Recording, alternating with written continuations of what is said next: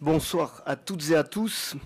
Merci pour votre présence. Je vous propose d'ouvrir cette séance du Conseil communautaire de l'agglomération du Grand Dax du 25 septembre 2024. Guylaine Dutoya a accepté d'être notre secrétaire de séance, comme très souvent. Et je te propose donc, chère Guylaine, de procéder à l'appel. Merci Julien, bonsoir tout le monde. Véronique Auduit est présente, Jean-Marie Abadi aussi, moi-même, Julienne Dubois, Martine de Dieu, Grégory Randé, Sarah Péchaud-Draldourt, oui, Pascal Dagès, Marie-Constance Loubert-Berthelon est absente et donne pouvoir à Vincent Morat, Amine Benalia Brouche, Marilène Hainaut, Guillaume Lossu donne pouvoir à Grégory Randé, Martine Héridia, Alexis Arras donne pouvoir à Julien Relot, Martine Labarchède, Julien Relot, Florence Pessal, Vincent Morat, Axel Verdiel-Bergaoui, Yves Loumet, Isabelle Rabot-Favreau, Pierre Stétin, Philippe Castel est absent et donne pouvoir à Martine de Dieu, Pascal Lavigne, Serge Pomarès ne va pas tarder, Gloria Dorval est là, Sophie Rigoyenne, Jean Soublin, Gérard Lebail, Bérangère Saboureau, Albert Rosemary est absent et donne pouvoir à Bérangère Saboureau, Philippe Lafitte, Chantal Fraisse, Hervé Darrigade, Caroline G est absente et donne pouvoir à Hervé Darrigade, Christian Carrère, Julien Bazus, je l'ai vu, oui, Sylvie Péducas n'est pas tout à fait arrivée, Jean Lavielle, Martine Gay est absente et donne pouvoir à Julien Bazus, Alain Godot,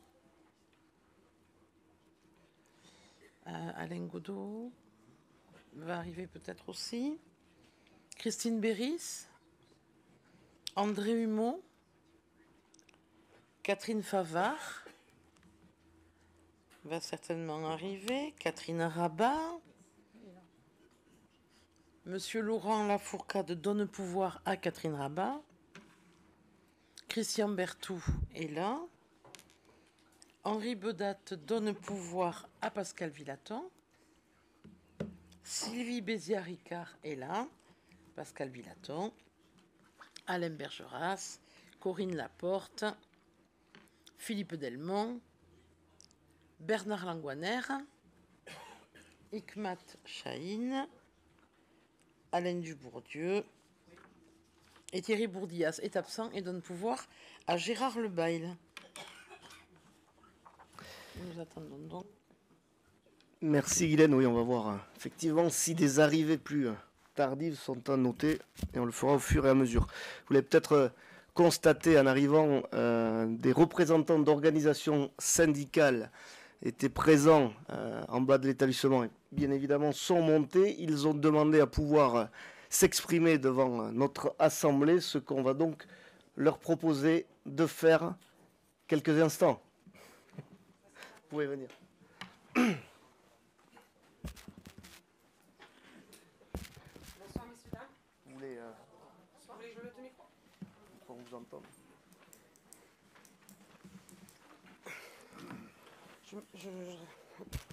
Là c'est bon.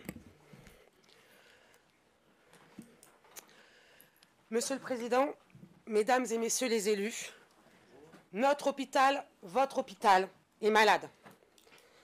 Aucune et aucun de vous ne peut ignorer les annonces qui ont secoué notre hôpital, ses personnels et ses usagers. L'annonce d'un plan de redressement sur 5 ans, avec pour cette année la suppression de 30 équivalents temps plein pour les agents et 10 équivalents temps plein parmi les médecins. Contrairement à ce qui nous a été dit, il n'y a pas de gras dans les équipes. Nous sommes à l'os, mesdames et messieurs. Ce plan provoque déjà souffrance au travail, fuite des professionnels, mais également incompréhension et sentiment d'injustice et d'inéquité. Ce qui n'arrangera rien à l'attractivité déjà grandement mise à mal. Notre hôpital souffre déjà de nombreuses tensions au niveau des ressources humaines qui entraînent des fermetures de 50 lits tous les jours. Comment peut-on décider de supprimer des ETP alors qu'en plein été, des lits fermés car il manquait 26 agents de service hospitalier? Comment le directeur peut-il faire croire, en raison de la pression des représentants du personnel et de la pression médiatique, qu'il a accordé des recrutements et donc que l'offre de soins n'est pas en danger au CH de Dax? Les agents subissent une pression et voient leurs conditions de travail encore plus dégradées si cela était encore possible. La responsabilité de l'ARS et du chef d'établissement est d'avoir, par cette décision plus brutale, plongé un peu plus et de façon très brutale notre hôpital dans une situation particulièrement détériorée. Cette sentence, plus politique que budgétaire, nous inquiète et nous oblige à vous alerter. Beaucoup nous interrogent sur notre sentiment suite à la nomination d'une Landaise au ministère de la Santé. Malheureusement pour nous, comme pour d'autres en France, cela ne changera rien. Les annonces de la ministre de la Santé ne présagent rien de bon pour l'avenir de notre service public hospitalier. Mesdames et messieurs les élus, Monsieur le Président, vous devez peser de tout votre poids et influence pour mettre la pression au gouvernement pour que cesse la casse de l'hôpital public. Vous avez décidé de développer des pôles de santé privés sur le Grand Axe. Ce sont des choix politiques, mais qui ne doivent en aucun cas vous détourner de l'utilité d'avoir un hôpital public fort et en bonne santé. Notre territoire, votre territoire, est atypique. Il compte plus de 13% de personnes de plus de 75 ans, alors que la moyenne en France hexagonale est d'à peine 9%. Sans oublier une population en grande précarité sur notre territoire, avec un taux de pauvreté de plus de 13%. Sans oublier encore un taux de 2% par an d'évolution démographique sur le sud des Landes. Il ne faut pas être grand clair pour comprendre que ces indicateurs vous obligent à protéger l'offre de soins publics pour le sud des Landes et donc garantir l'accès aux soins pour toutes et tous. Ne pas prendre en considération ces indicateurs par l'ARS démontre que ce sont uniquement des décisions politiques qui motivent ce plan de redressement aujourd'hui. Les hôpitaux connaissent tous des changements brutaux et des conflits similaires basés sur une gestion orientée par les chiffres. Difficulté pour les cadres à faire bien et sereinement leur travail et pour tous les agents, perte de repères, de sens jusqu'au mal-être ou à la souffrance au travail. Les mots ont un sens et surtout se cachent toujours derrière des politiques qui conduisent d'année en année, de réforme en réforme, de gouvernement en gouvernement depuis au moins 2002 à la disparition de la notion de service public et à l'assimilation par les directions de la marchandisation de la santé. Si nous sommes obligés de reconnaître que les établissements de santé publique sont soumis à un système contraignant qui oblige les hôpitaux à ne réfléchir que par une logique de résultat, la tarification à l'activité a plongé les établissements dans un système de rentabilité en oubliant que la mission de service public est prioritaire et ne peut s'articuler autour de résultats, d'un chiffre d'affaires ou encore de son activité. Ce système, vous l'accompagnez peut-être, vous le cautionnez peut-être. Toutefois, aujourd'hui, plus que jamais, les élus de la République que vous êtes devez demander la fin d'un système qui ne tient plus et qui creuse de plus en plus d'inégalités. La Fédération hospitalière de France, représentation institutionnelle des hôpitaux, demande dans un communiqué des moyens immédiats supplémentaires face à une situation budgétaire catastrophique dans les établissements. En ce qui concerne les hôpitaux, il est annoncé dans leur communiqué un doublement, je dis bien un doublement, du déficit entre 2022 et 2023, avec des conséquences graves. Je cite, « Il est urgent de renforcer les moyens alloués au secteur public pour préserver un accès équitable aux soins pour tous et garantir la qualité de service. Les personnels et leurs représentants ne supportent plus ces injonctions et décisions injustifiées et injustes. 4, mesdames et messieurs, 4 plans d'austérité en 12 ans pour le CH de Dax. Ce 4e plan de licenciement et de départ volontaire nous inquiète. C'est quand même assez hallucinant que notre service public crée des situations dramatiques. Nous rappelons que l'hôpital public subit un sous-financement chronique depuis des années. Pour les patients, cela implique une réduction de l'accès et de la qualité des soins. Pour les professionnels, cela développe de mauvaises conditions de travail et le sentiment de qualité empêchée, c'est-à-dire la sensation d'être contraint de mal faire son travail. Plutôt que de faire appel à des recrutements externes ou à des personnels dédiés au remplacement, solution jugée trop coûteuse, il est préféré des ajustements internes. Les personnels en repos hebdomadaire ou en congé sont rappelés, d'autres sont échangés comme des pions entre services. Et cela ne concerne pas que les infirmières et les aides-soignantes. La surmobilisation des ressources internes conduit certains professionnels à être plus présents au travail quotidiennement. Dans le bilan social de 2023, il est annoncé que le taux d'absentéisme pour motif médical est de 8%, un taux relativement important par rapport à la moyenne nationale. Et nous pointons une inquiétude sur les 5 premiers mois de l'année 2024 qui compte déjà 119 accidents de travail, soit une augmentation de 29,23% par rapport à l'année entière 2023. Quant au nombre de départs volontaires, il a augmenté de 35%. J'ai bientôt fini. L'intersyndicale vous alerte des conséquences de ce plan de redressement. Nous réitérons notre demande que vous adoptiez une motion de soutien tant dans vos conseils municipaux qu'aux conseils d'agglomération. Nous vous demandons d'alerter, Madame la Ministre, le directeur régional de l'ARS, pour leur demander l'annulation de ce plan et de jeter à la poubelle le projet de direction commune entre les CH de Mont-de-Marsan et de Dax, projet qui, bien qu'il est au placard en ce moment, est très loin d'être enterré. Nous vous demandons d'alerter le gouvernement afin qu'il donne des moyens à la hauteur des besoins réels pour les hôpitaux publics. Il manque 15 milliards d'euros sur le seul volet hospitalier. Du côté toujours de la Fédération hospitalière de France, où l'on impute le déficit des hôpitaux en grande partie à une inflation qui n'a pas été compensée par l'État, elle serait de l'ordre de 1,7 milliard d'euros pour 2023. Quant à l'ONDAM, les organisations syndicales et les différents interlocuteurs du monde de la santé demandent une augmentation pour le prochain PLFSS de 6 à 10% selon les interlocuteurs. Toutes et tous s'accordent à dire que l'augmentation de l'ONDAM ne peut pas être comme l'an dernier, en dessous de sa dynamique naturelle. Monsieur le Président, la nouvelle ministre de la Santé et de l'Accès aux soins a annoncé lors de sa passation de pouvoir qu'elle ne pourrait pas faire de miracle et qu'elle n'était pas une fée. Vous comprendrez donc notre inquiétude. L'intersyndicale CGT, CFDT, FO n'attend pas de miracle. Pas de miracle, mais des actes. Et si pour cela il faut que Madame Darrieussecq soit une fée, alors nous vous demandons de lui remettre cette baguette magique, puisque vous avez quand même plus de chances que nous de la croiser. Je vous la pose ici.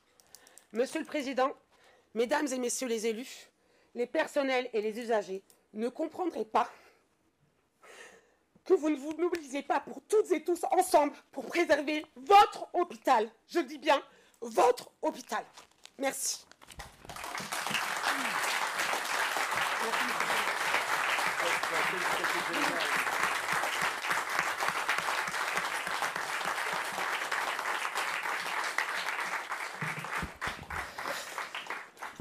Bien, écoutez, je n'étais pas informé de votre présence ce soir, mais puisque vous abordez ce sujet bien évidemment d'actualité et d'importance considérable pour notre territoire, je vais vous donner quelques éléments assez récents, assez frais que je peux vous communiquer sur ce dossier.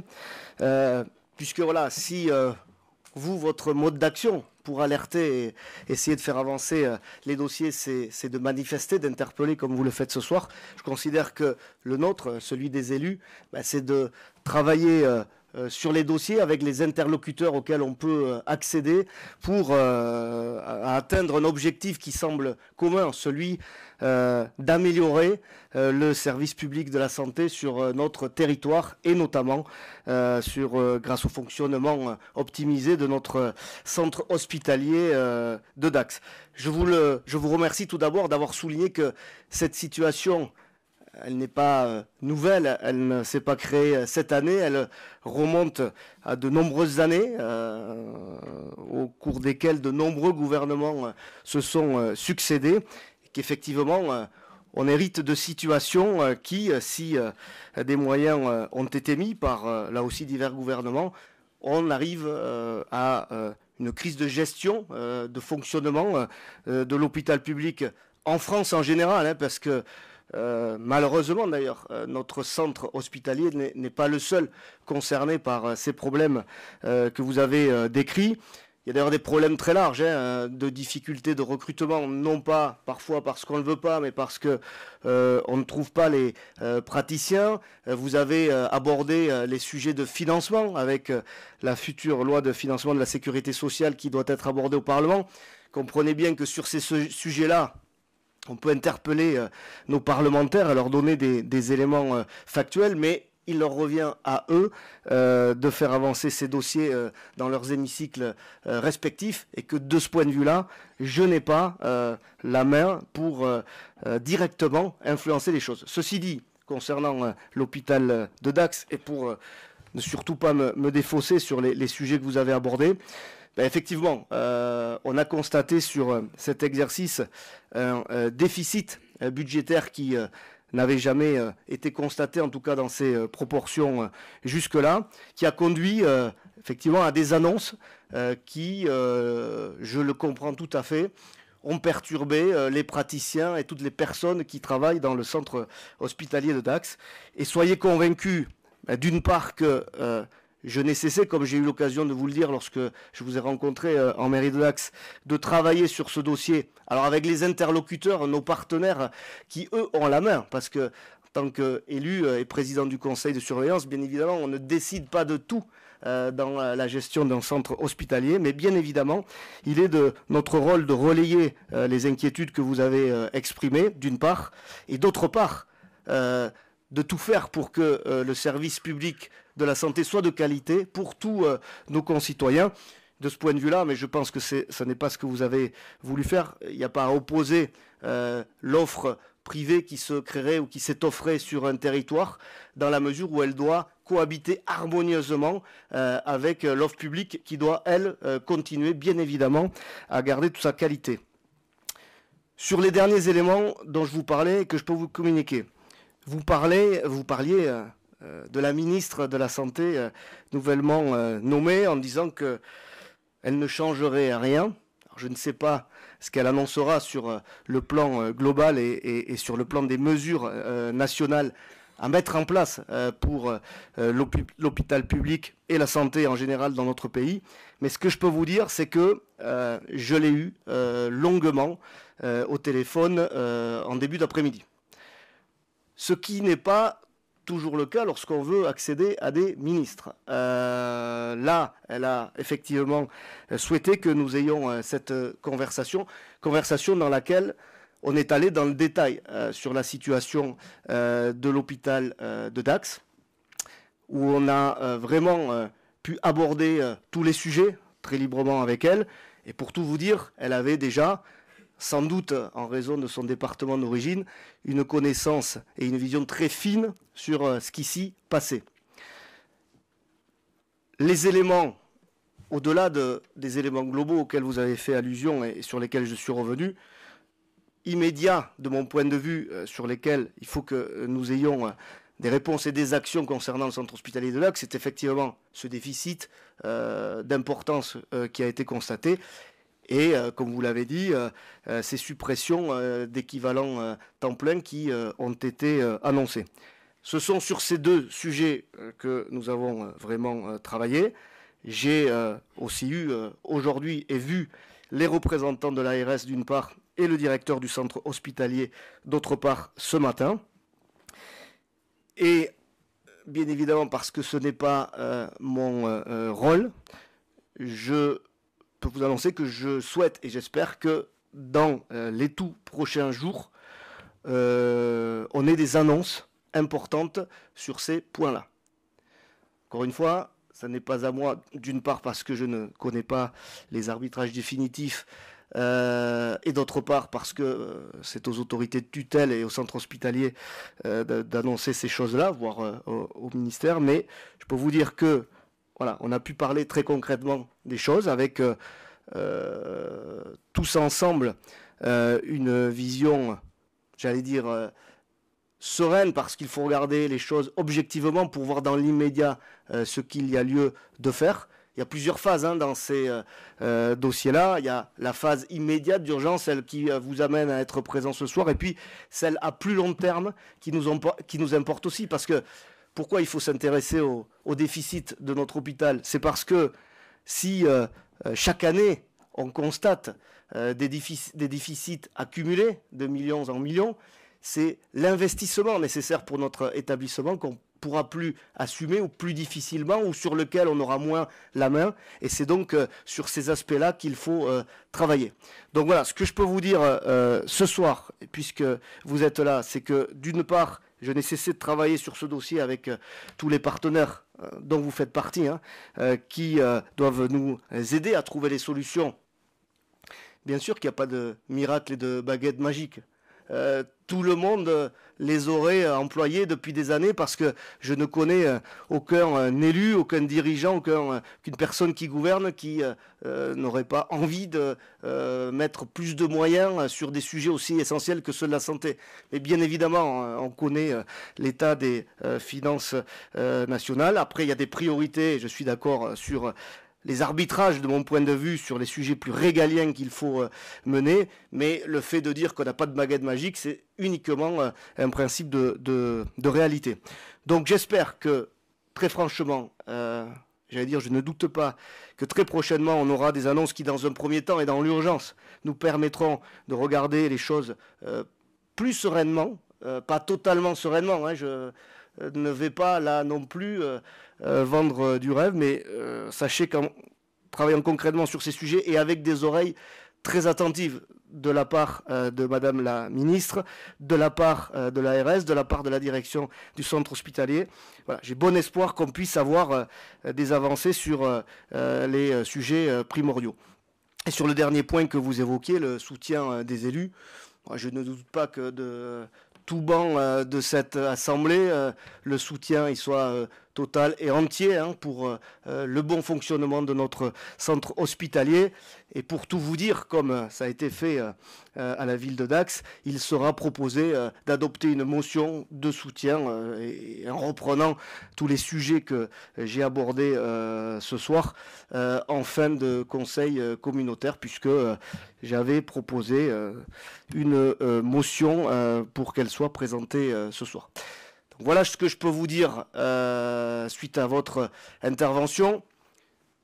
Il serait illusoire de penser que tout se résoudra en quelques semaines et que tous les sujets que vous avez abordés seront résolus en claquant des doigts, mais je vous rejoins sur le fait, et je pense que tous les élus ici présents ce soir sont comme moi, je vous rejoins sur le fait que c'est un sujet important pour nous élus. Parce que y a des salariés, des agents et du coup des familles qui sont concernées par ces dysfonctionnements. Et deux, parce que un hôpital, un centre hospitalier qui fonctionne bien est un élément primordial pour la qualité de vie et l'attractivité de notre territoire. Donc ne doutez pas de notre volonté pour faire avancer tous ces dossiers avec les moyens qui sont les nôtres, mais qui ne sont pas, je crois, dépourvus d'utilité. Pour votre information, Monsieur le Président, suite à notre pression très forte pendant tout l'été, le directeur de l'ARS Nouvelle-Aquitaine sera à notre rencontre demain matin. Et je le verrai demain après-midi. Donc il aura une journée intense. Merci. Alors si vous voulez rester pour la suite du conseil, vous le pouvez tout à fait. Par contre, On va pas garder la banderole, mais je comprends tout à fait. Bonne fin de journée et à très bientôt. Alors, je vous propose de reprendre le cours de notre conseil communautaire, notamment en abordant les actes pris en vertu des délégations qui m'ont été confiées. Est-ce que ces actes appellent des questions, observations? Non. Vous avez aussi reçu le procès-verbal de la séance du 17 juillet 2024. Est-ce que ce procès-verbal amène des questions, observations? S'il n'y en a pas, je vous propose de voter pour son adoption. Le vote est ouvert.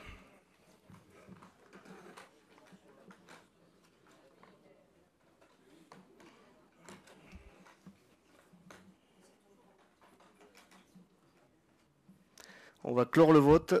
Le vote est clos. Et le procès-verbal est adopté à l'unanimité. Donc ouais, tout le monde est arrivé, Madame la secrétaire. Vous aviez noté. J'ai pointé, je les ai vus. D'où les 57 votants. On passe au premier point de l'ordre du jour de ce conseil communautaire avec l'adhésion au contrat collectif assurance-prévoyance et la convention de participation proposée par le Centre de gestion des Landes avec Territoria Mutuelle. Donc cette délibération fait suite, vous vous en souvenez, à une autre délibération par laquelle nous avions confié mandat au Centre de gestion des Landes pour lancer une consultation au nom de notre collectivité, mandat qu'il a ensuite donné au Centre de gestion de Gironde, afin de mettre en concurrence des mutuelles dans le cadre de notre adhésion à une convention de prévoyance pour nos agents. À l'issue de cette procédure, c'est Territoria Mutuelle qui a été retenu pour et proposé à toutes les collectivités adhérentes. Ce qui va nous permettre d'avancer sur un dossier, le dossier prévoyance pour nos agents, puisque vous le savez peut-être, un accord collectif avait été conclu entre les associations d'employeurs et les partenaires sociaux en 2023 afin de renforcer le régime de prévoyance des agents des collectivités territoriales. Mais finalement, cet accord n'a pas été transposé en droit objectif, notamment par le biais d'un décret. Et donc, on est en attente de l'obligation d'application des différents paramètres qui étaient convenus dans cette convention. Toutefois, l'obligation de prise en charge, on y reviendra, sera effective à partir du 1er janvier 2005, pas dans les proportions plus importantes prévues dans cette convention nationale, dans cet accord collectif.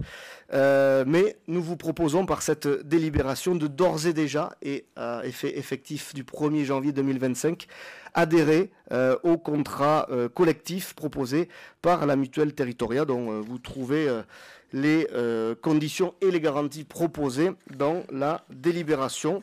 Il nous est donc proposé d'adopter les termes de la convention de participation proposée en pièces jointes et d'y adhérer à compter du 1er janvier 2025, de m'autoriser à signer toutes les pièces afférentes à l'adhésion du Grand Axe à la convention de participation pour le risque prévoyance conclue entre le Centre de gestion des Landes et Territoria Mutuelle, et bien évidemment d'inscrire au budget les crédits correspondants. Y a-t-il des questions?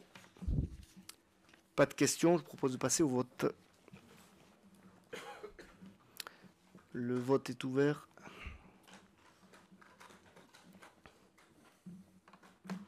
On va clore le vote. Le vote est clos. Et la délibération est adoptée à l'unanimité. Merci. Deuxième délibération sur le même sujet, puisque elle concerne la détermination du montant de la participation financière obligatoire au risque prévoyance pour les agents dans le cadre du contrat collectif proposé. Donc nous venons d'acter le principe de l'adhésion au 1er janvier 2025 à ce contrat collectif. Restait à déterminer le taux et le montant de participation de la collectivité pour les agents. L'accord collectif auquel je faisais allusion tout à l'heure prévoyait des participations plus importantes que le décret de 2022 qui, lui, entre en vigueur au 1er janvier 2025. Ce décret prévoit une participation de 7 € pour les collectivités dans les contrats, dans la souscription des contrats aux agents. Il faut savoir que notre collectivité, la communauté d'agglomération du Grand Dax, propose déjà une participation supérieure à ces 7 € puisque nous prenons en charge 15 € sur les contrats des agents. Ce qui vous est proposé ce soir, c'est alors que aucune obligation ne pèse sur nous à ce sujet, c'est d'aller plus loin que ce décret de 2022 va le permettre ou l'obliger. C'est d'aller sur les termes de l'accord collectif qui a été conclu entre les représentants des agents et les autres partenaires. Puisque cet accord collectif obligera, s'il entre en vigueur, à une prise en charge de 50% du contrat des agents. On a pu avoir ici des discussions sur des éléments à apporter pour la qualité de vie au travail de nos agents. Et nous considérons que le fait de prendre en charge une partie significative de ces contrats prévoyance, je rappelle que ces contrats prévoyance sont ceux qui compensent le salaire de nos agents lorsqu'ils sont en arrêt maladie à partir d'une certaine durée. C'est-à-dire que sans ces contrats-là, certains agents peuvent se retrouver avec des traitements énormément amputés. Donc ce qu'on vous propose ce soir, c'est donc d'aller plus loin que ce que nous demande la réglementation aujourd'hui, en prenant en charge 50% de ces contrats qui seront donc devenus collectifs avec, du coup, puisque c'est ce qu'apporte la massification des négociations, des garanties supérieures à ce qu'ils pouvaient avoir avec leurs contrats individuels. Ça n'est pas sans conséquence sur les finances de l'agglomération, puisque c'est un coût d'environ 98 000 € supplémentaires que la collectivité devra assumer dès l'exercice 2025 pour proposer ces nouveaux services à nos agents.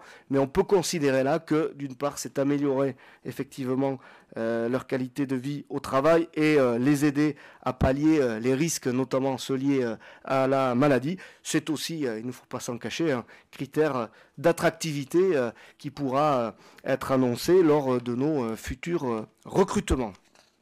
Il nous sera donc demandé d'abroger, à compter du 1er janvier 2025, la délibération du Conseil communautaire numéro DEL 30-2014 en date du 12 mars 2014, fixant la participation financière du Grand Dax à la couverture prévoyance dans le cadre de la protection sociale complémentaire, de fixer le montant mensuel de la participation financière du Grand Dax à un montant représentant 50% de la cotisation prévue au contrat par les agents au titre des garanties minimales obligatoires, hors garantie optionnelle facultative.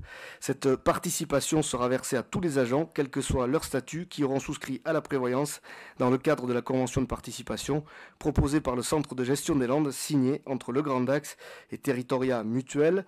Ce nouveau montant de participation financière sera effectif à compter du 1er janvier 2025 et d'inscrire au budget 2025, chapitre 12, les crédits correspondants. Y a-t-il des questions? Pas de questions, on peut donc passer au vote. Qui est ouvert?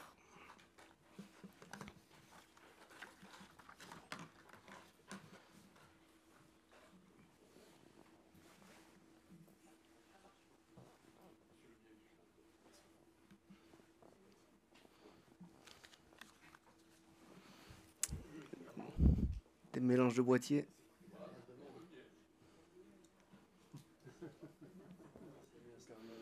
Ah non, c'est carrément une perte de boîtier. Ben oui, on a vu puisque vous avez voté. Bon, on va acter que Gloria Dorval vote pour. On la laisse chercher jusqu'à la prochaine délibération. Et on va clore le vote. La délibération est adoptée à l'unanimité. Merci. Bon, eh bien, je vous annonce que c'est trop tard. Autre délibération, la troisième, qui est plus habituelle, puisqu'il s'agit de la mise à jour du tableau des effectifs. Vous le savez, c'est le tableau qui prend en compte les remplacements et changements de grade ou de situation de nos agents. Il est à votre disposition avec trois postes concernés. Il nous est donc demandé d'approuver les créations de postes ci-dessus. Les crédits nécessaires sont prévus au budget et d'autoriser Monsieur le Président, moi-même, à signer tout document y afférent. Des questions? Pas de questions, on passe au vote.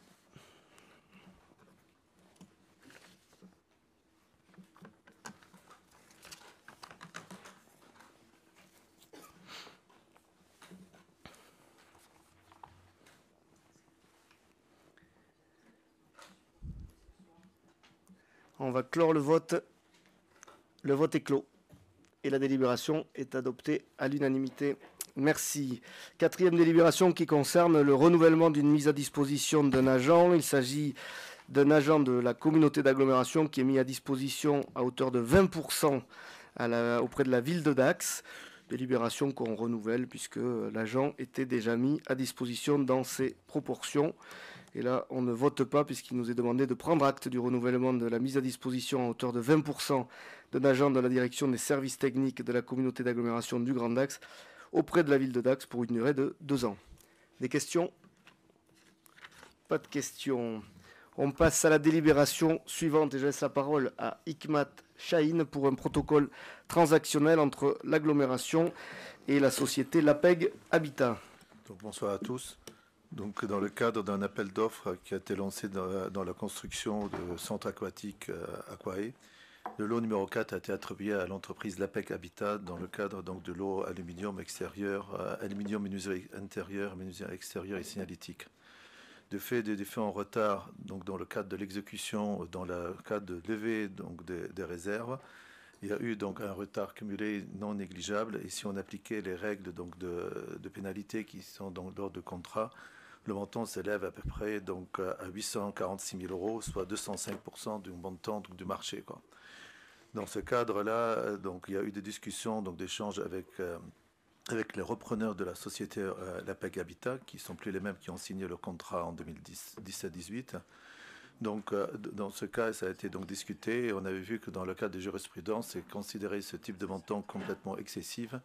Et dans la jurisprudence, ça prévoit un montant nettement plus faible que ces montants-là. Et on a trouvé un accord avec l'entreprise de Lapeg Habitat pour verser une somme forfaitaire de 10 000 euros pour compenser ce retard. Donc, il est proposé au Conseil d'accepter cette offre pour éviter d'aller en litige et au tribunal administratif entre les uns et les autres. Est-ce que vous avez des questions? Pas de questions. Donc, s'il n'y a pas de questions, donc, il sera proposé au Conseil d'approuver le projet de protocole transactionnel qui sera conclu. Attends, s'il y a une question de Serge Pomarès? C'est sûr, hein? Mais le micro, Serge. Oui, je voulais simplement dire qu'on fait une belle fleur quand même à l'entreprise. Elle peut nous remercier. Je ne sais pas si elle l'a déjà fait, mais elle peut vraiment nous remercier. Je suis entièrement d'accord. Alors, elle l'a fait. Mais vous l'avez compris, ces indemnités qui, de mon point de vue aussi, sont bien en deçà de ce que la collectivité, en raison des préjudices subis, aurait dû facturer, sont le fruit de la jurisprudence, en fait, puisque le juge administratif systématiquement réévalue les indemnités dans un sens favorable à l'entreprise qui y est soumise.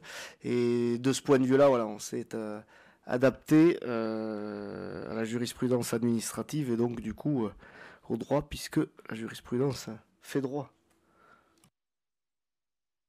Bon, donc il sera proposé au Conseil d'approuver le projet de protocole transactionnel qui sera conclu avec la société Lapeg Habitat en tant qu'il prévoit notamment le versement d'une pénalité forfaitaire de 10 000 euros au profit de la communauté d'agglomération de Grand Dax et d'autoriser Monsieur le Président à signer le dit protocole transactionnel.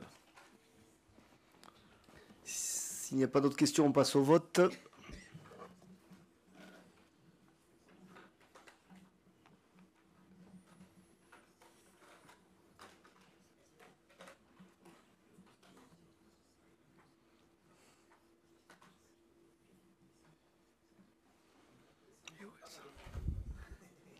C'est dans ce coin-là, en fait, qu'on a... On va clore le vote. Donc la délibération est adoptée avec une abstention.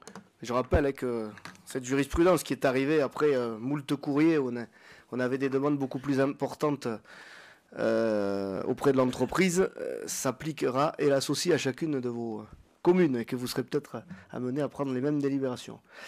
Point numéro 6, des fonds de concours auprès de 2 communes. Donc, la commune de Tercis-les-Bains a adressé au Grand Dax une demande de subvention pour la restauration de la grange de la Capranie et la commune de Hermes a adressé une demande de fonds de concours pour la création d'une salle d'éviscération et pour l'acquisition de mobilier pour la maison de la chasse. La commune de Tercis, donc, le coût donc, de projet, de montant de l'opération, c'est 13 558 € et le fonds de concours de Grand Dax va participer à hauteur donc, de 6 779 €.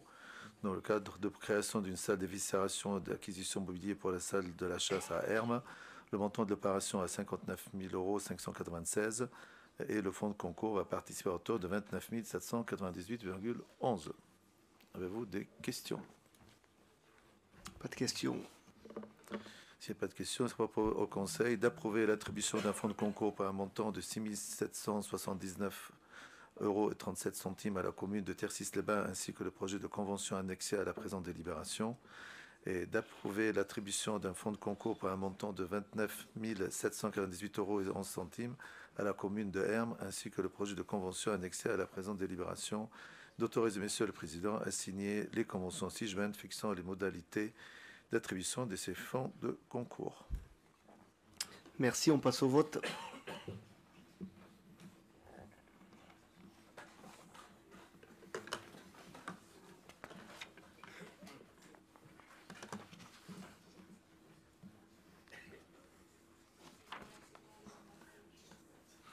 On va clore le vote. Le vote est clos. La délibération est adoptée à l'unanimité. Le versement d'une subvention de fonctionnement 2024 au budget eau pluviale. Comme ça a été prévu dans le budget primitif donc de Grand Dax, en cas de transfert de la compétence eau pluviale, il est nécessaire pour permettre le reversement du montant donc, des charges transférées retenues sur les attributions de compensation 2024 d'autoriser le président à verser une subvention de fonds de fonctionnement au budget annexe eau pluviale d'un montant de 744 311,65 €, tel que prévu à l'article 4 de procès-verbal de la commission d'évaluation des charges transférées le 12 avril 2021. Est-ce que vous avez des questions? Pas de questions. Donc, il sera proposé au Conseil d'approuver le versement d'une subvention de fonctionnement au budget annexe eau pluviale d'un montant de 744 311,65 €, correspondant au montant des charges transférées retenues sur les attributions de compensation pour l'exercice 2024. Article 2, d'approuver le versement de cette subvention à l'article 65, 73, 62, 11 au budget principal. Merci. On passe au vote.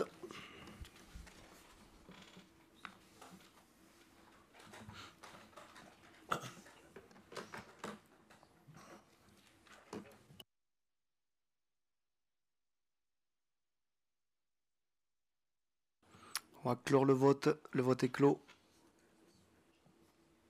Délibération adoptée à l'unanimité. La révision des tarifs du centre aquatique Aquae, toujours Hikmat Chahine.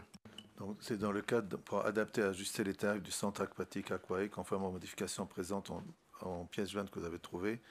Il s'agit d'augmenter le tarif des stages donc, de natation, d'augmenter le tarif des stages de natation pratiqués durant les vacances scolaires en portant à 50 € les stages de 5 séances sur une semaine afin de créer une différence tarifaire en faveur des cours hebdomadaires pratiqués sur la période scolaire qui sont de 80 € les 10 séances. Et également, c'est de porter également la création formelle de l'école annuelle donc, de natation permettant de bénéficier d'une heure de cours de natation par semaine sur la période scolaire et du même suivi pédagogique pour les enfants sur l'ensemble de la période. Et ça coûte 240 € de cotisation par an. Et également, dans cette délibération, c'était également de modifier les notions donc, de groupe encadré et de fixer les tarifs à 5 entrées payantes pour ajuster donc, les tarifs pour considérer groupe encadré, c'est à partir de 5 entrées payantes. Est-ce que vous avez des questions? Pas de questions. C'est pas de questions. Donc, il est proposé au Conseil d'abroger la délibération d'L 166-2023 en date de 11 décembre 2023. Article 2, de fixer les tarifs du centre aquatique Aquae à compter du 1er octobre 2024 tels que présentés en annexe numéro 1 et 2. Merci, on va passer au vote. Le vote est ouvert.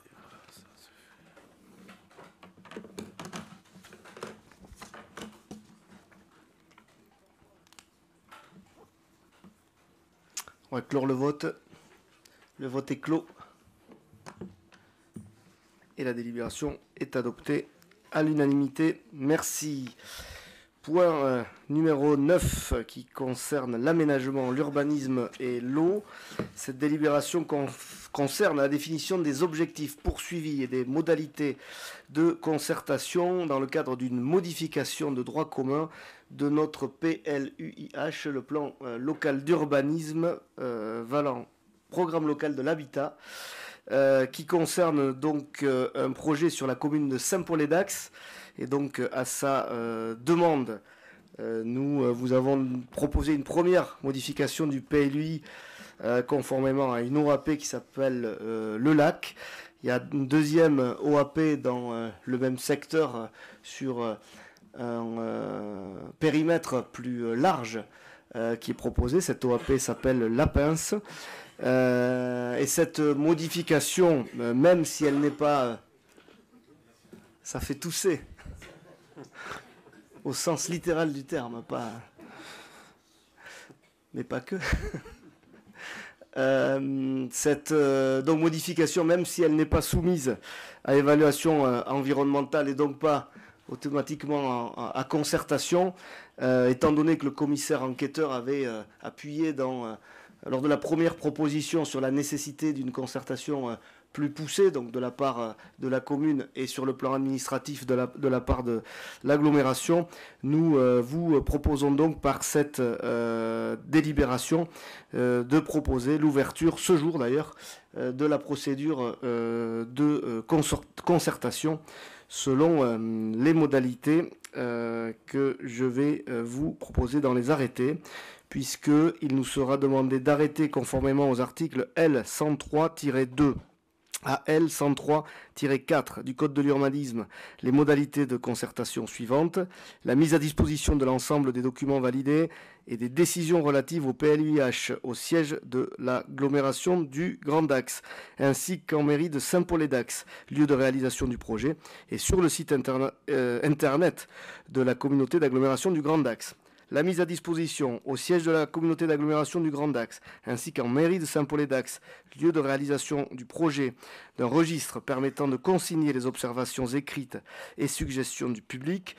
Les observations, suggestions et remarques pourront également être formulées par courrier à l'adresse que je vous laisse lire. C'est en fait l'adresse de la communauté d'agglomération. Ainsi, la communauté d'agglomération du Grand Dax s'engage à favoriser la participation des habitants et à recueillir tous les avis et observations susceptibles d'enrichir la réflexion sur le projet de modification de droit commun numéro 3 du PLUIH, et le bilan de la concertation arrêté en conseil communautaire sera joint au dossier d'enquête publique portant sur le dossier de modification de droit commun numéro 3 du PLUIH. Conformément à l'article R153-21 du Code de l'urbanisme, la présente délibération fera l'objet d'un affichage au siège du Grand Dax et dans les mairies des communes membres durant 1 mois et d'une mention en caractères apparents dans un journal diffusé dans le département. La présente délibération sera transmise au préfet au titre du contrôle de légalité. La présente délibération produira ses effets juridiques dès l'exécution de l'ensemble des mesures d'affichage et de publicité. Puisqu'on parle des modalités de publication qui ne sont pas neutres, je précise que l'agglomération, bien sûr, prendra en charge les plus de 10 000 € liés à toutes ces procédures administratives, mais bien réelles. Est-ce que cette délibération appelle des questions, des observations? Catherine Rabat. Alors, pas une question, mais juste une précision pour dire que Laurent Lafourcade et moi-même sommes favorables au fait qu'il y ait une concertation sur le projet de par son ampleur, comme on l'a rappelé, et les attentes de la population locale. Mais qu'en revanche, notre approbation de ce soir, de cette délibération, ne vaut pas pour autant approbation du projet sur le fond. parce qu'à l'heure actuelle, nous ne disposons pas encore de l'ensemble de tous les éléments d'information pour apprécier le sujet sur le fond. Voilà, tout simplement. Merci. D'autres questions? S'il n'y en a pas, je vous propose de passer au vote. Le vote est ouvert.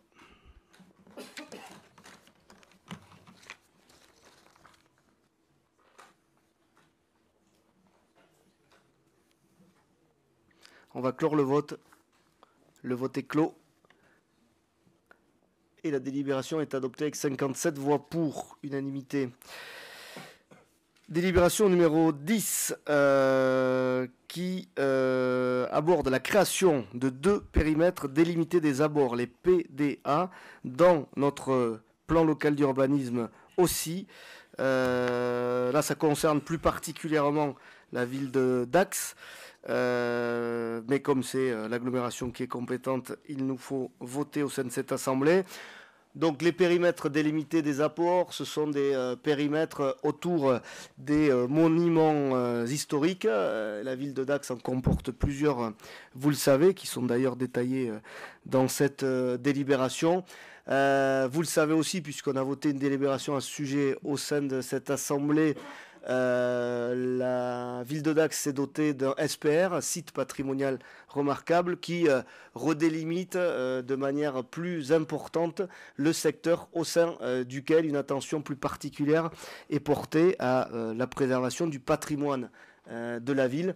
Et de ce point de vue-là, étant donné qu'on a élargi ce périmètre par rapport, vous savez, à la ZPPAUP qui existait auparavant, il n'est plus nécessaire à certains endroits d'avoir des PDA aussi larges que ceux qui existaient, puisque le SPR les englobe de manière très large. Ils vous ont donc demandé ce soir d'approuver ce nouveau périmètre. Vous avez les cartes jointes, bien évidemment, dans la délibération, en tout cas elles sont annexées.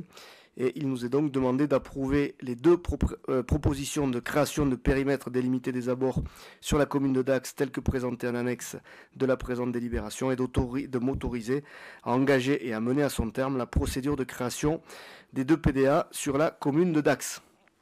Des questions? S'il n'y a pas de questions, je propose de passer au vote.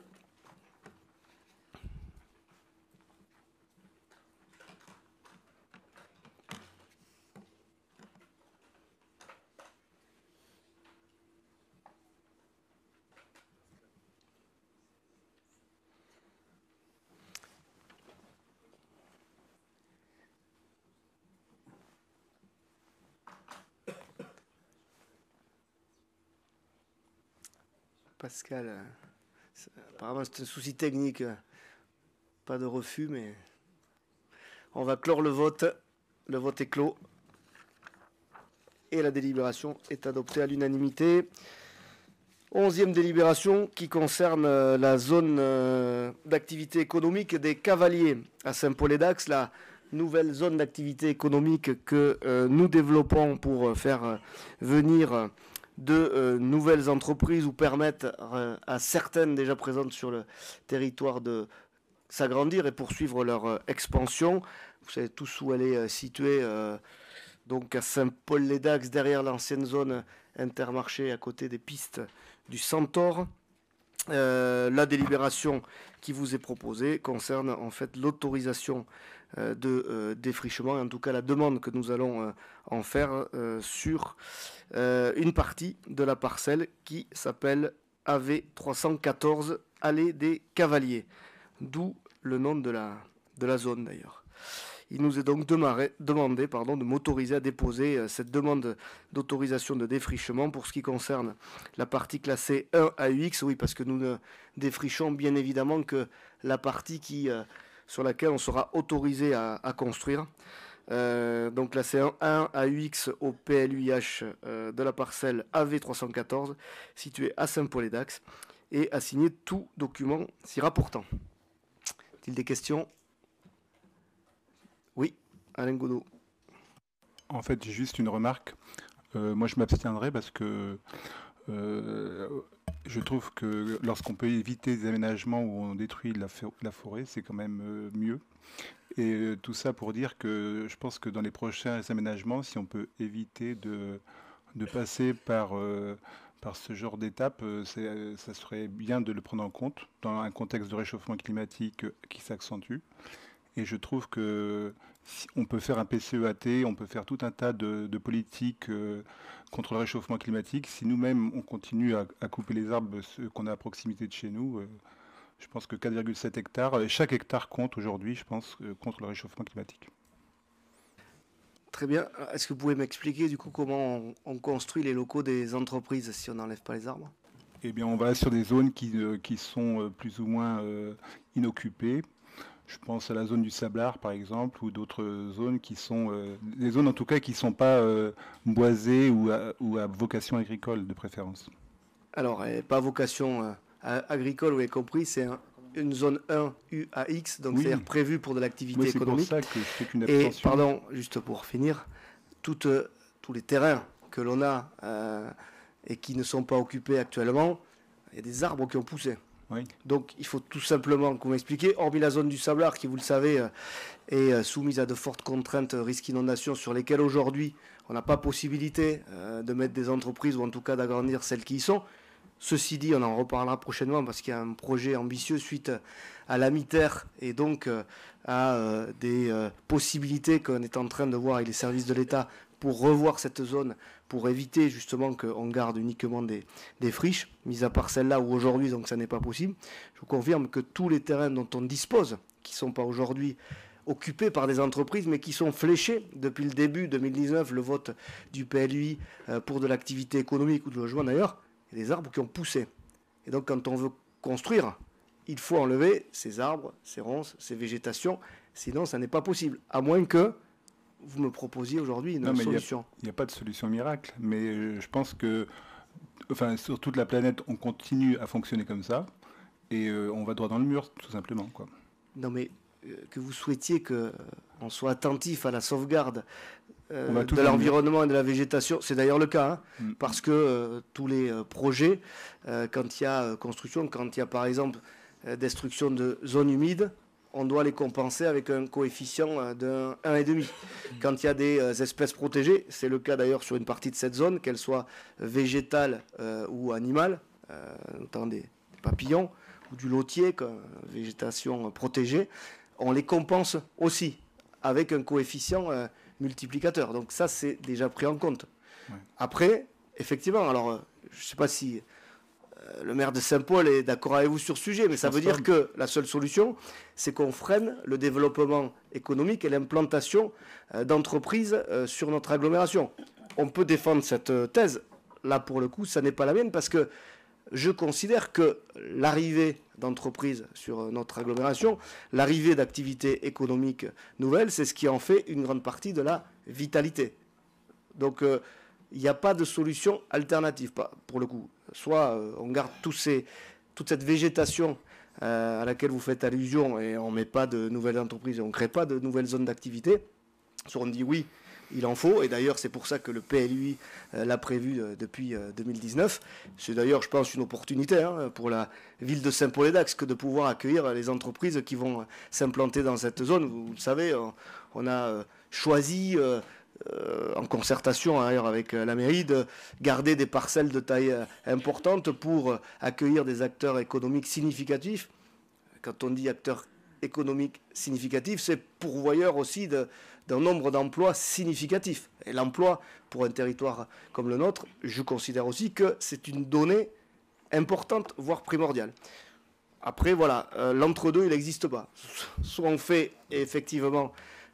il faut enlever la végétation pour pouvoir construire. Et je vous le dis d'ailleurs, sur cette zone, si vous voyez là, au fond, il y a un espace boisé qui sera préservé, puisque c'est prévu au PLUI. Et ça, on le conserve parce qu'il faut garder, bien évidemment, des poches de végétation. Il faut d'ailleurs aussi végétaliser tout le centre-ville.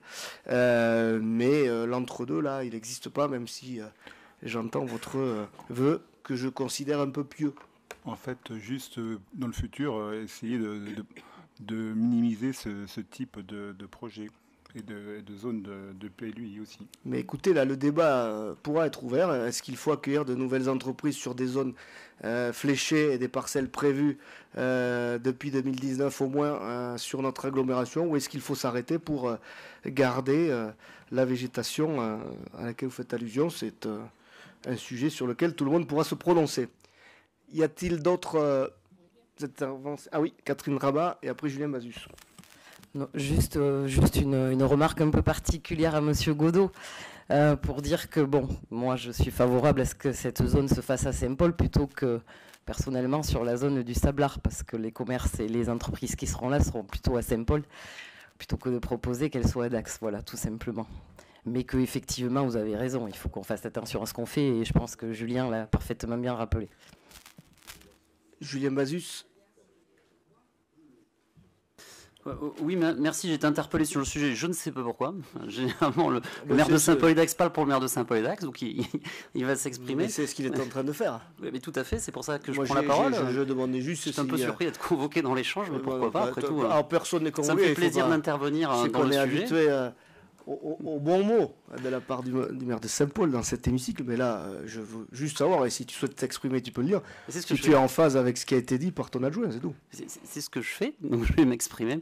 J'en profite pour rebondir sur la dernière remarque d'ailleurs de Madame Rabat, mais on n'est pas dans une logique concurrentielle. J'ai dit, j'ai répété.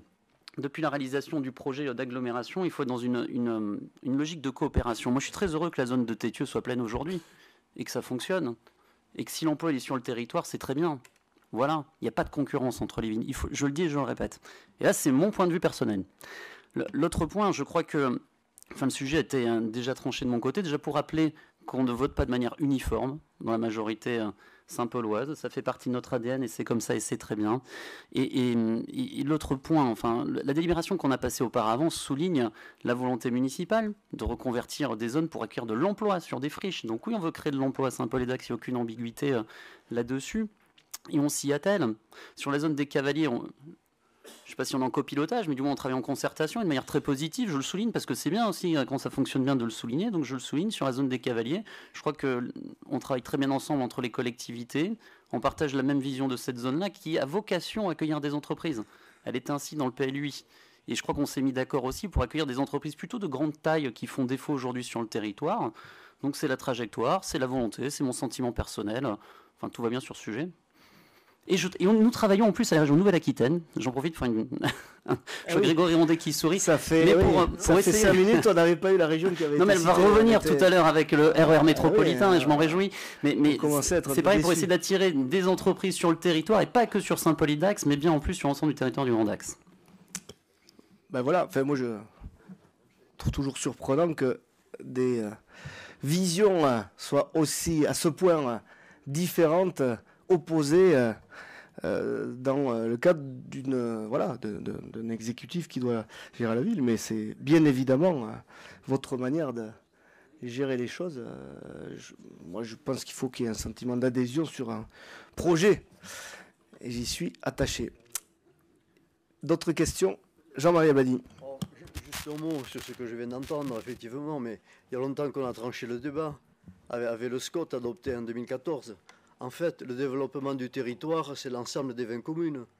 Alors je sais bien qu'à l'origine, les villes-centres, et je vise personne, étaient défavorables à la zone de Tétieux, à la zone de Metz, et je vais enfoncer le clou. Enfin, la zone de Metz, on va bientôt arriver à 1200 emplois, et sûrement avec des entreprises qui n'auraient pas pu s'y installer ailleurs. Donc c'est dommage, mais ce genre de débat n'a plus sa place ici, dans cet hémicycle de la communauté d'agglo. On travaille sur l'ensemble du territoire. Et en plus, on est sur une taxe professionnelle unifiée. Donc c'est un règlement juridique. Donc la richesse, elle est répartie sur l'ensemble du territoire. Donc c'est vrai qu'aujourd'hui, on va travailler où certains conseils municipaux ont délibéré depuis longtemps, avaient peut-être une vision de leur propre commune. Mais demain, ça passe par là. Comme on l'a fait dans le rééquilibrage sur Naros également, la richesse, elle est globale pour l'ensemble du territoire. Enfin, je le rappelle. Alors effectivement, quand on revient en arrière, on peut se faire traiter d'anciens combattants, mais c'est pas bien grave.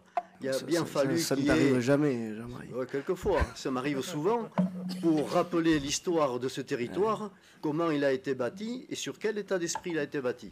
Je rappelle juste que le débat, en fait, il est entre ceux qui veulent pas couper les ronces, les arbres sur des parcelles prévues pour du développement économique et ceux qui veulent du développement économique. Il est là le débat. D'autres questions? Alors, s'il n'y en a pas, je vous propose de passer au vote. Le vote est ouvert.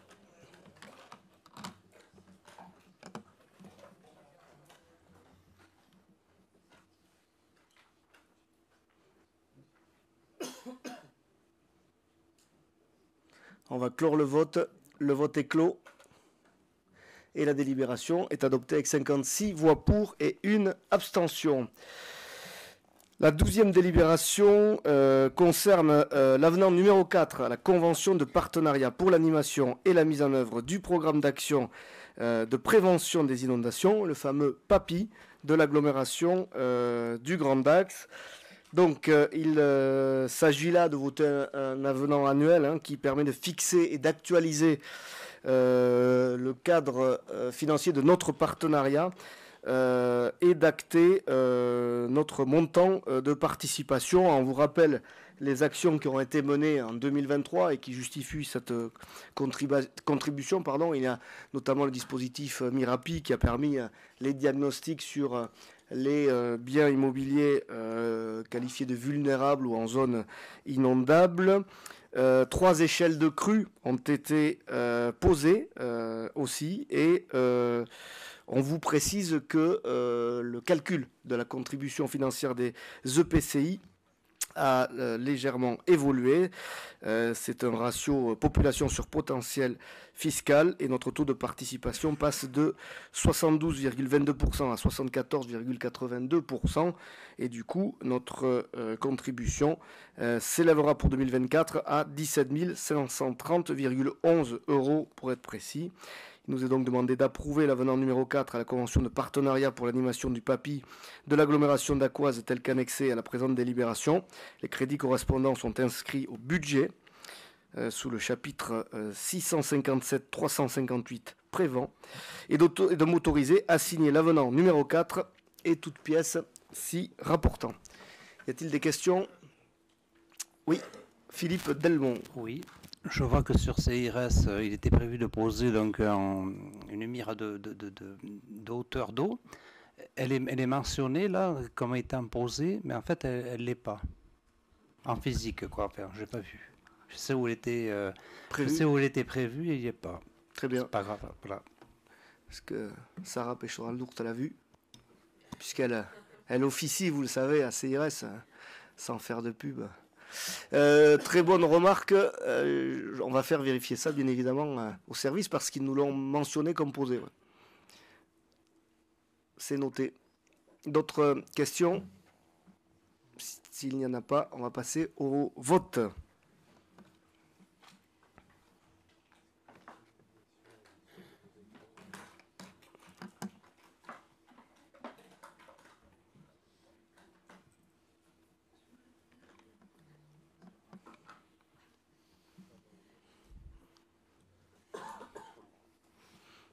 Ah oui, avant, il n'y avait pas de boîtier non plus à l'agglo.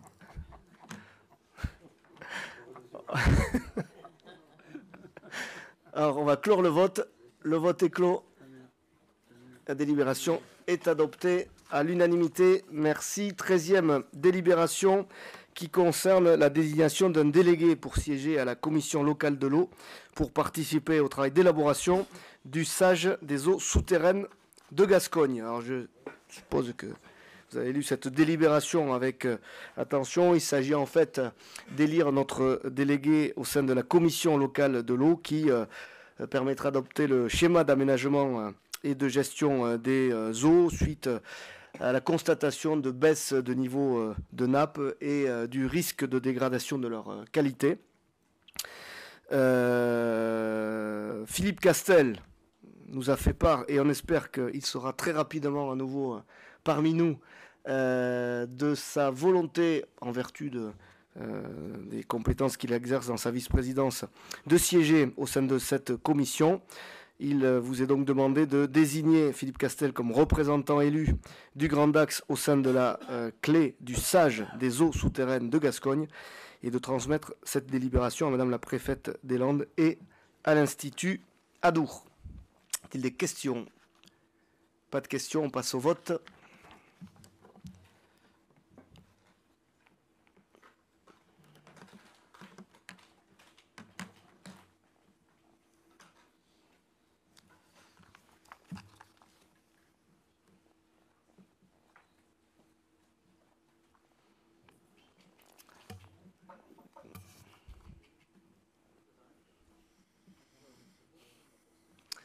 On va clore le vote.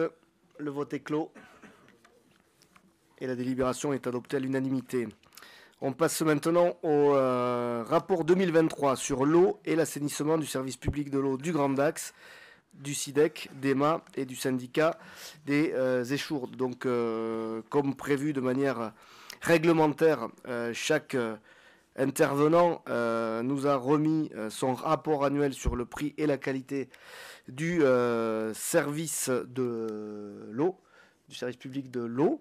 Vous avez pu donc prendre connaissance de ces rapports qui ont pour vocation d'informer les usagers, d'avoir une totale transparence, et Dieu sait que pour l'eau c'est important, et de mieux évaluer la qualité et le prix du service à l'usager. Vous pourrez constater d'ailleurs dans les différents rapports, puisque vous les avez lus, et on l'a repris dans cette délibération, que le service public de l'eau du Grand Dax propose encore cette année les tarifs les plus bas aux usagers pour les mètres cubes facturés. Il nous est donc demandé de donner un avis favorable sur les rapports annuels 2023 sur le prix et la qualité des services publics d'eau potable et d'assainissement, du service public de l'eau du Grand Dax, du SIDEC, d'EMA et du syndicat des Échourdes. Y a-t-il des questions? Pas de questions, on va passer au vote.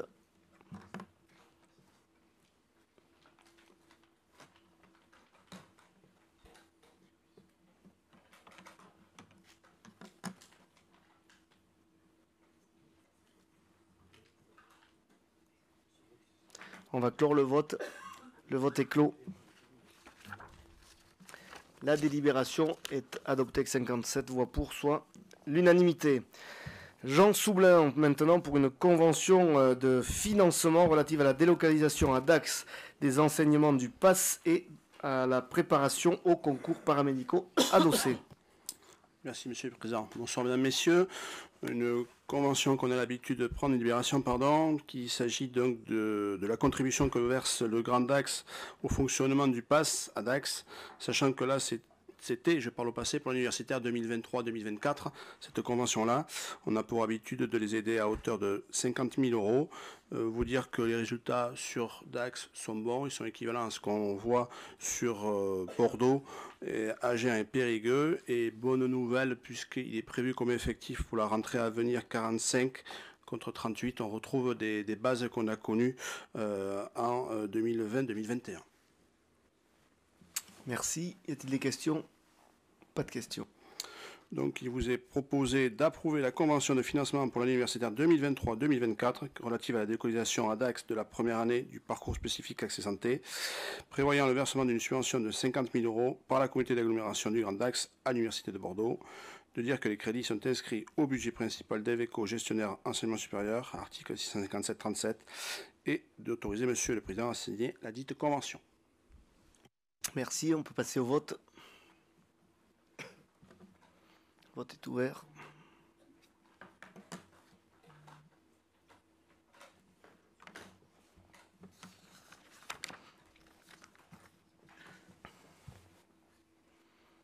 On va clore le vote. Le vote est clos. Et la délibération est adoptée à l'unanimité. Délibération numéro 16 qui concerne un avenant numéro 14 dont le libellé est trop long pour moi. Je te laisse donc, Jean, le lire.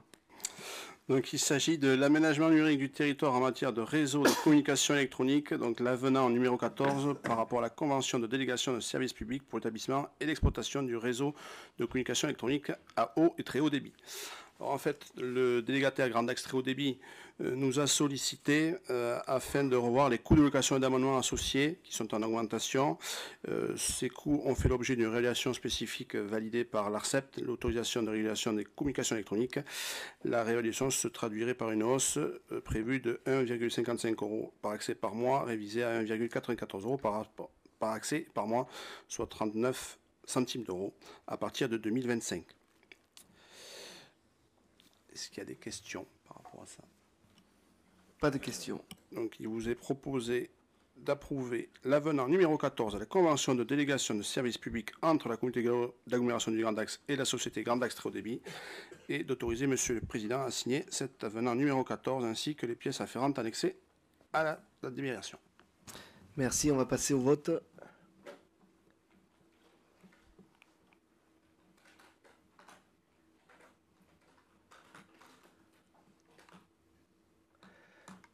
On va clore le vote. Le vote est clos. Délibération adoptée à l'unanimité. Merci. Catherine Rabat, maintenant pour une demande de subvention de l'ADIL. Oui, merci Monsieur le Président. Donc l'ADIL, qui a vocation à offrir gratuitement au public une information donc, sur des questions juridiques, financières et fiscales relatives au logement et à l'habitat. C'est un outil complémentaire donc, du dispositif OPA-RU et PIG. Et ils apportent une expertise sur plusieurs sujets, domaines que vous avez de citer dans la délibération. Donc l'association présente une comptabilité saine pour l'année 2023. Les recettes s'élèvent à 845 034 € et les dépenses représentent 790 499 €, soit un excédent de 54 535 €. Pour information, en 2022, cet excédent s'élevait à 56 532 €. Donc le montant de la participation financière pour l'exercice 2024 est fixé à 0,22 € par habitant du territoire, soit donc une subvention de 13 133 € pour le Grand Axe, lié au recensement de la population, donc 59 194 habitants fois 0,22, donc qui amène le montant de la subvention. Je précise simplement que Madame Gloria Dorval, présidente de l'ADIL, et Monsieur Henri Beda, membre donc du conseil d'administration, ne prendront pas part au débat ni au vote. Donc il nous est proposé d'approuver le projet de la convention d'objectifs avec l'ADIL des Landes, de subventionner l'ADIL pour donc ce montant de 13 133 € pour soutenir son fonctionnement et ses actions en 2024 et d'autoriser Monsieur le Président à signer la convention d'objectifs ainsi que tous les documents relatifs à la présente délibération. Est-ce que vous avez des questions? Pas de questions, donc 2 non prises de part au vote, donc 1 pour toi.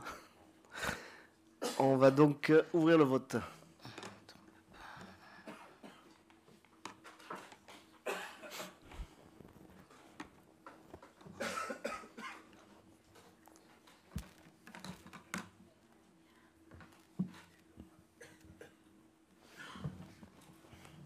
On va clore le vote.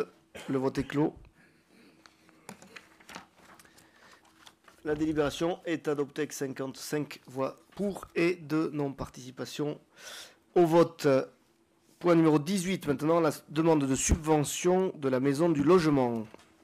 Oui, donc la subvention pour la Maison du Logement, donc dans le cadre de la compétence et équilibre social et habitat, la CAGD donc, appuie les actions et les initiatives en faveur du logement social d'intérêt communautaire et notamment donc en faveur du logement des personnes défavorisées. Donc l'activité de la Maison du Logement se développe au travers de plusieurs établissements que l'on connaît et qui sont cités ici. Et le Grand Axe apporte un appui financier donc depuis plusieurs années aux activités de service logement qui sont organisées aussi de façon particulière donc, et qui vous ont été citées dans la délibération avec tous les sujets. À l'analyse des comptes de résultats 2023, les dépenses représentent 5 806 998 €. Les recettes s'élèvent, elles, à 5 921 298 €, soit un excédent de 114 300 €.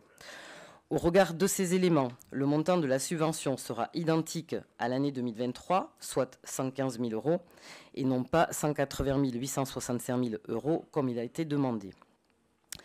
Je précise là aussi que donc Madame Péducasse, Monsieur Bergeras, Madame Dutoya, Madame Irigoyen, Monsieur Relot, Monsieur Arras, moi-même, Monsieur Beda et Monsieur Lebaille, en tant que membres du conseil d'administration donc de la Maison du Logement, ne participent pas au débat ni au vote. Donc il nous est proposé de subventionner la Maison du Logement pour un montant de 115 000 € pour soutenir son fonctionnement et ses actions, d'autoriser Monsieur le Président à signer la convention d'objectifs ainsi que tous les documents relatifs à la présente délibération, de préciser que les crédits nécessaires au paiement de la subvention sont inscrits au budget 2024 et de dire que cette délibération sera notifiée à la Maison du Logement. Est-ce que vous avez des questions ? Pas de questions, on passe au vote. Donc tous ceux qui ne prennent pas part au vote l'ont bien noté. Le vote est ouvert.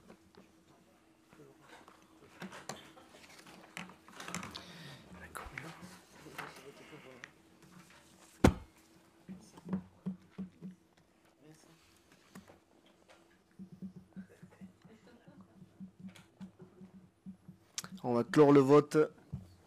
Le vote est clos. Et la délibération est adoptée à l'unanimité. Or, ceux qui ne participaient pas au vote, je vous remercie.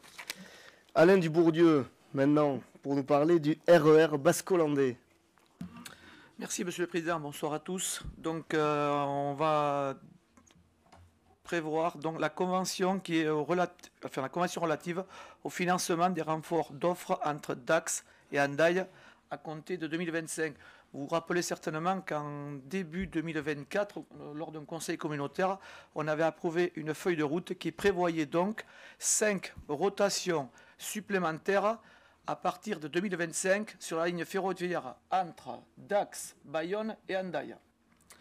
Donc aujourd'hui, nous sommes à 28 rotations. Nous allons donc passer à 33 rotations. La participation du Grand Dax sera de 70 000 €. Le coût total de ces rotations sera de 1 million. La région participera à hauteur de 50%. Le Grand Dax participera donc à hauteur de 7% et 70 000 €. Et vous avez dans la convention le taux de participation qui est calculé sur la base de 5 critères. C'est le nombre d'habitants, le nombre d'emplois, le montant de la redevance des gares, le nombre de gares et le linéaire des voies situées sur chaque intercommunalité. Cette convention, elle est prévue pour 2 ans avec une clause de revoyure. Est-ce qu'il y a des questions sur cette convention? Pas de questions. Donc, il est proposé au Conseil d'approuver la convention jointe en annexe pour l'exploitation et le financement des premiers renforcements d'offres ferroviaires entre Dax et Hendaye, mis en place à partir du service annuel 2025, et d'autoriser Monsieur le Président à signer la convention pour l'exploitation et le financement des premiers renforcements d'offres ferroviaires entre Dax et Hendaye, mis en place à partir du service annuel 2025. Merci. On passe au vote.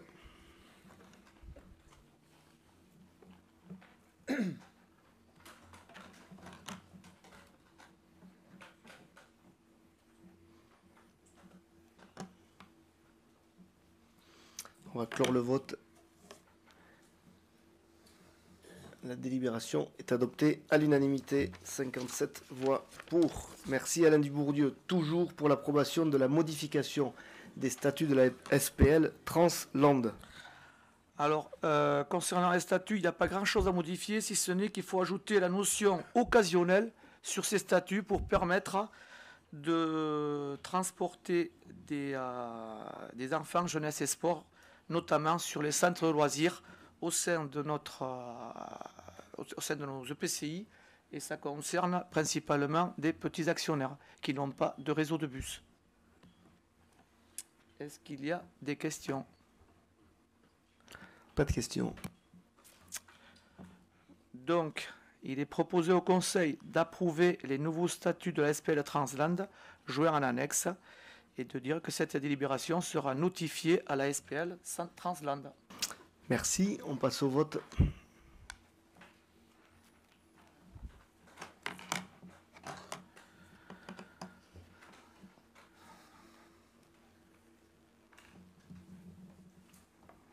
On va clore le vote. Le vote est clos.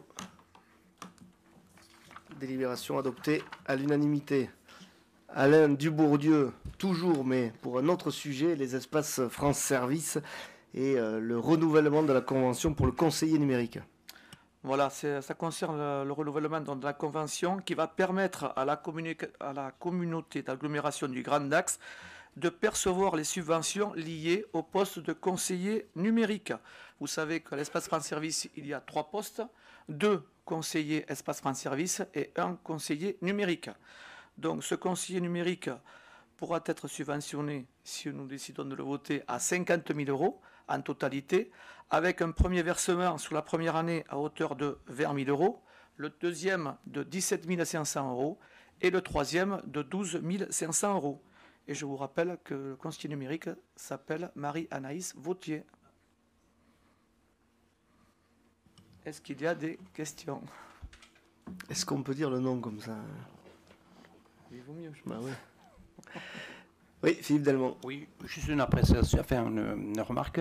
Il m'a été rapporté que des choses très positives par rapport à cette action.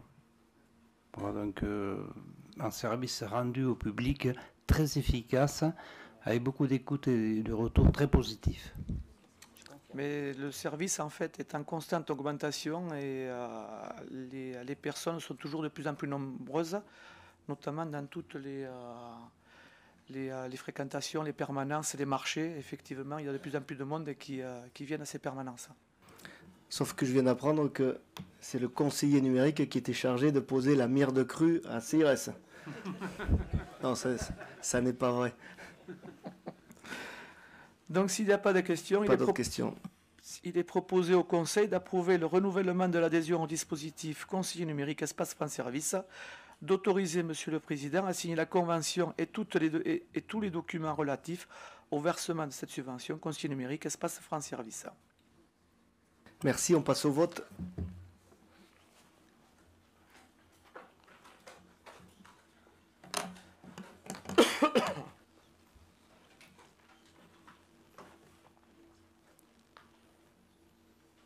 On va clore le vote. Le vote est clos. Adopté à l'unanimité. Pascal Lavigne, maintenant pour une demande de subvention politique de la ville, pour la maison des citoyens de la ville de Dax, sur le dispositif quartier d'été. Merci, Monsieur le Président. Alors, durant la période estivale, le dispositif quartier d'été a l'ambition de proposer des activités aux habitants des quartiers prioritaires si l'on songe qu'un enfant sur 4 ne peut pas partir en vacances. La Maison des citoyens de la ville de Dax a répondu cette année à cet appel à projet en proposant l'action Tous à l'eau. Celle-ci a pris la forme d'une journée événementielle autour de structures gonflables, d'ateliers thématiques, d'un repas partagé et d'un concert en fin de journée. Le plan de financement de cette action est le suivant. La ville de Dax, c'est à 1935,60 €, l'État à 1 000 € et bien sûr donc le Grand Dax, 2990 €. Avez-vous des questions? Merci. Y a-t-il des questions? Pas de questions. Donc il est proposé au Conseil d'accorder une subvention à la Maison des citoyennes de la ville de Dax au titre de l'année 2024 et de l'action Tous à l'eau à hauteur de 2 990 € et de dire que les crédits suffisants sont disponibles au budget politique de la ville 2024 à l'article 657-341. Merci, on passe au vote.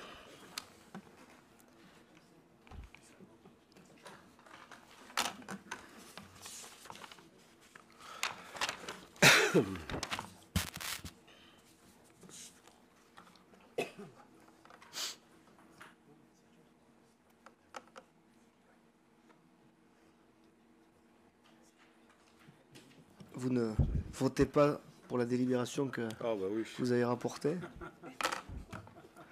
On va clore le vote. Le vote est clos.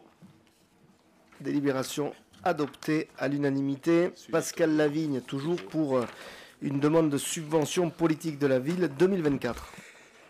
Alors, la politique de la ville a pour objectif donc, de réduire les inégalités entre les territoires en mobilisant des financements spécifiques de l'État et des collectivités territoriales au bénéfice des habitants des quartiers prioritaires qui sont au nombre de 3 au sein de la CAGD, 3 quartiers de la ville de Dax, donc le Sablard, Guyès et Le Gond.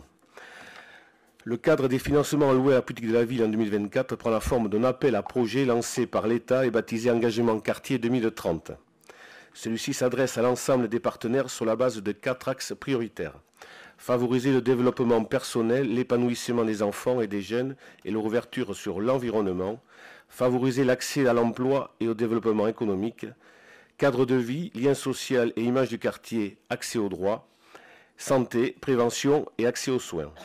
Au-delà de ces 4 axes, les projets doivent également prendre en compte les priorités transversales qui sont le respect des valeurs de la République et de la laïcité, la promotion de l'égalité femmes-hommes et la lutte contre les discriminations.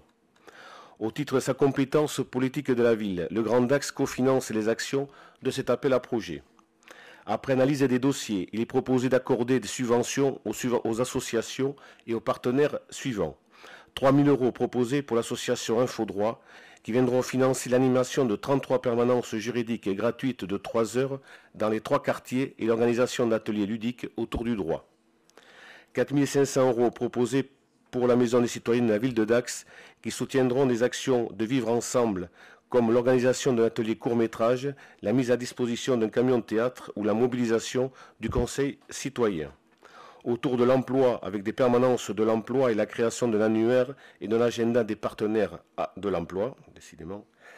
De soutien à la fonction parentale avec des sorties familiales, des temps de répit pour les parents et des projets thématiques, carnaval et Noël.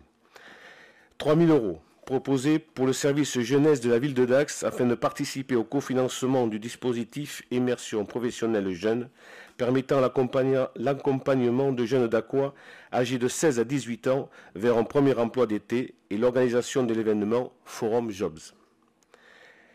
3 000 € proposés pour l'USD Omnisport qui cofinanceront la poursuite des manifestations multi-activités pour tous, chasse aux œufs, promenade des illuminations, découverte de l'activité tennis. Enfin, le développement d'activités physiques et sportives adaptées à la santé de tous, parcours de santé, animation des berges éphémères, journée parents-enfants autour du diabète Diabland. Et enfin, l'encadrement de séances pour des établissements médico-sociaux, intervention au village Alzheimer, Olympiade EHPAD. Merci. Y a-t-il des questions? Pas de questions.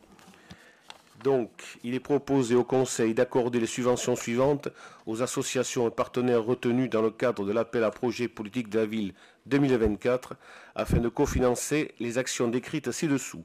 3 000 € à l'association Infodroit, 4 500 € à la Maison des citoyennes de la ville de Dax, 3 000 € au service jeunesse de la ville de Dax et 3 000 € à l'association Union sportive d'Aquoise Omnisport, et de dire que les crédits suffisants sont disponibles au budget politique de la ville 2024 aux articles 657-48 pour les associations et 657-341 pour les autres partenaires. Merci, on passe au vote.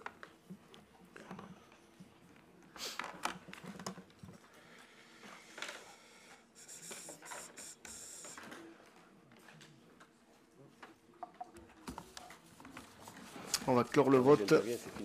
Le vote est clos.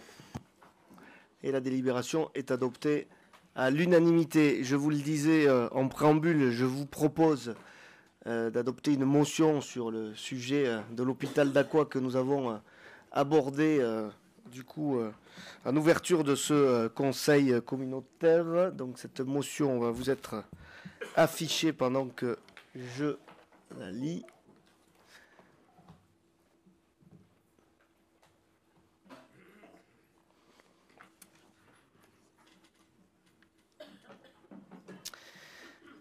Donc pour la défense d'un service public de la santé de qualité. Les récentes annonces concernant un plan d'économie pour l'hôpital de Dax sont particulièrement préoccupantes pour tous nos concitoyens.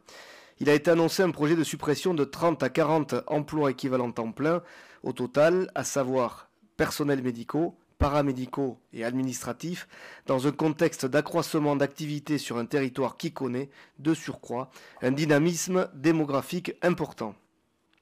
Cette évolution va se concrétiser par la fermeture de 10 lits en court séjour gériatrique, 14 en soins médicaux et de réadaptation, 4 en orthopédie de traumatologie, 7 en cardiologie et pneumologie. Comment ne pas voir dans ce plan d'économie un risque pour la santé de service envers les patients ou futurs patients de l'hôpital de Dax? S'agissant d'un plan pluriannuel, de nouvelles économies sont-elles envisagées dans le futur?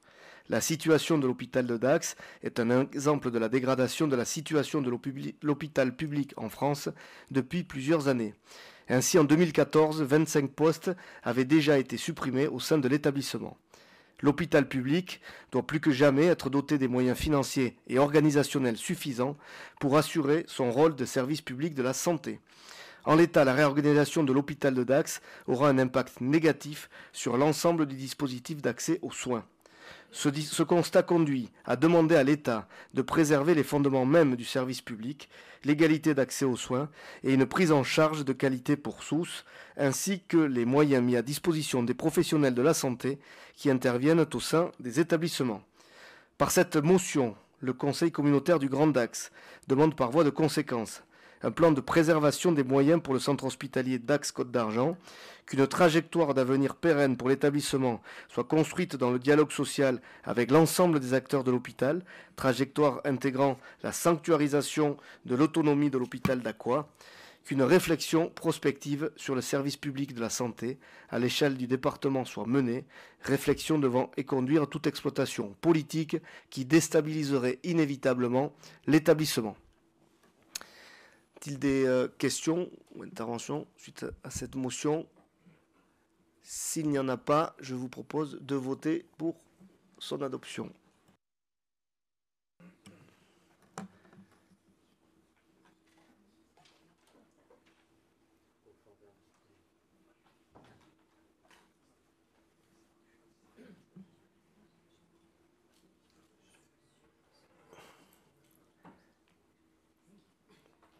Le vote est ouvert, petit mais ouvert.